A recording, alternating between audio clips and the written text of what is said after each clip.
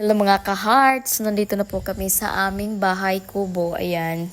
So may mga alagang hayop po kami dito, ayan, ipapakita ko po sa inyo yung mga alagang hayop namin at kung ano yung mga ginagawa dito sa bahay kubo namin. So una, pupunta tayo doon sa mga inahing baboy, may 3 inahin kaming baboy, ayan. Papakainin natin, papaliguan, papainumin, ayan.